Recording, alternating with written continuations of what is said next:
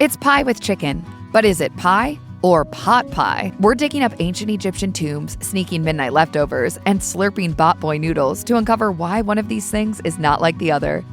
Chicken pie and chicken pot pie share a history that goes way back. The earliest representations of pie can be found on ancient Egyptian tombs. While those were generally fruit pies, the ancient Greeks and Romans were among the first to make savory meat pies, which got even more popular in Europe as farming livestock became a livelihood for much of the continent. That's also where wheat crops allowed for the creation of crusts. So where did chicken pie and chicken pot pie turn into different dishes? That happened once they landed in America. When early American settlers got creative in making the most out of their leftovers, they invented the pot pie. More ingredients, like vegetables, were added to the traditional meat pie in order to beef things up. Today, pot pie remains a popular comfort food for the entire nation. You might think homemade pie crust is best, but there's nothing wrong with opting for the store-bought stuff either. Still, the crust is one of the major differences between a chicken pie and a chicken pot pie. A true Southern-style chicken pie has a homemade crust. That crust is similar to what you might expect to see in a sweet fruit pie, covering the top and the bottom. Baked in a buttery, flaky crust. Yahoo! Chicken pot pie, on the other hand, often has just a top crust. There's enough crust to stand up to all that creamy filling, but not too much that it's going to get weighed down with pastry.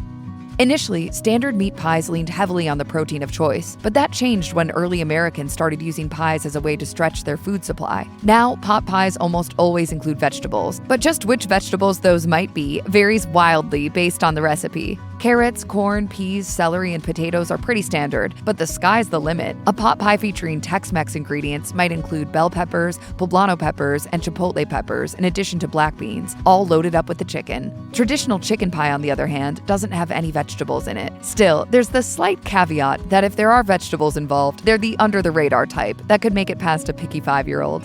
You might notice that many chicken pie recipes call for thighs and chicken broth. If you're considering cooking chicken breasts, you might be better off choosing a chicken pot pie because of its key ingredients. Chicken pot pies often have a creamy ingredient and call for turning chicken broth into a gravy. Recipes sometimes call for a rotisserie chicken, or so-called leftover chicken, including the breast. That's typically a drier cut of the bird, so adding it to a creamy pot pie filling would help make sure you won't end up with a dried out pie. Many chicken pie recipes, on the other hand, call for tender, flavorful chicken thighs. There's usually more moisture and fat in thighs, so including them in a less gravy-like recipe works because they don't dry out as quickly.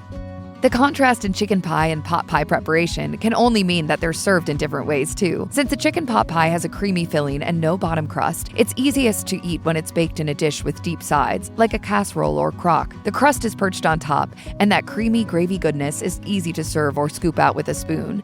We'll take 2 chicken pot pies. Chicken pie, on the other hand, holds together like a fruit pie and easily keeps its shape. The filling is stable, and since it has a bottom crust, it can be cut into neater slices and served on a plate. Some recipes include broth to keep the meat from drying out, but for the most part, chicken pie can be sliced, and chicken pot pie is usually dished out by the spoonful. We've all been there. It's the middle of the night, everyone's asleep, but we're hit with a case of the hungries. And to be honest, there's no way we're going to be able to fall back to sleep with a rumbling stomach. You could heat up leftovers, but the microwave could wake everyone up. Need something that works straight out of the fridge? Look no further than chicken pie. Just like its cousin, fried chicken, chicken pie is absolutely delicious to eat when it's cold. It's so popular that way that some recipes actually call for it to be made ahead of time and served cold the first time. For the record, it's definitely not the same story when it comes to chicken pot pie, which is much better while it's hot. Know you've got a busy few days coming up? Make a chicken pie, throw it in the fridge, and you're set for dinner.